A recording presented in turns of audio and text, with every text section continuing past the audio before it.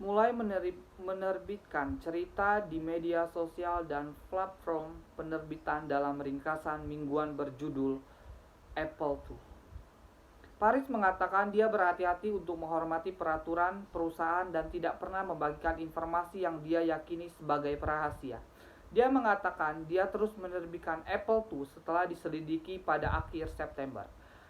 Jika ada, itu membuat pentingnya pekerjaan itu lebih jelas dari sebelumnya.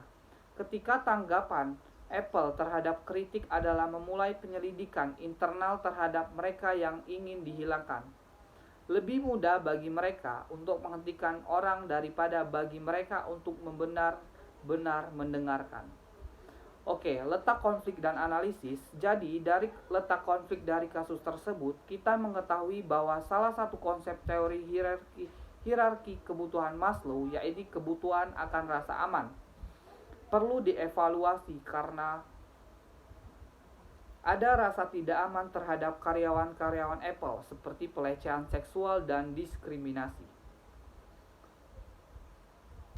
Evaluasi dan sanksi terhadap karyawan Apple ini sangat diperlukan agar tidak terjadi kasus yang sama. Jika sudah terjadi, seperti harus dilaporkan ke pihak berwajib.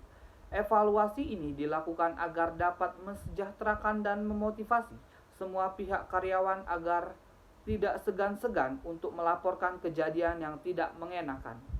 Kebutuhan rasa aman ini diantaranya adalah rasa aman fisik, stabilitas, ketergantungan, perlindungan dan kebebasan dari daya-daya yang mengancam.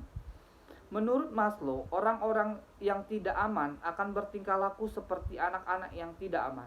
Mereka akan bertingkah laku seakan-akan selalu dalam keadaan terancam besar. Seorang yang tidak memiliki rasa aman, seorang yang tidak aman memiliki kebutuhan akan keteraturan dan stabilitas secara berlebihan, serta akan berusaha keras menghindari hal-hal yang bersifat asing dan tidak diharapkannya. Baiklah, kesimpulannya, menurut Abraham Maslow, kebutuhan semua orang adalah seperti di atas. Kebutuhan mau memikirkan kebutuhan yang di level-level berikut, kita harus memenuhi kebutuhan di level sebelumnya terlebih dahulu. Namun, harus diingat bahwa kebutuhan semua orang yang tidak sama.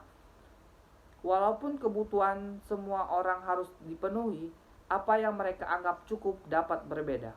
Baiklah, itulah penjelasan saya terkait materi dari pengarahan dan motivasi teori Maslow dan kasusnya. Terima kasih. Saya mohon maaf apabila ada salah kata. Kepada Allah mohon ampun. Saya tutup dengan wassalamualaikum warahmatullahi wabarakatuh.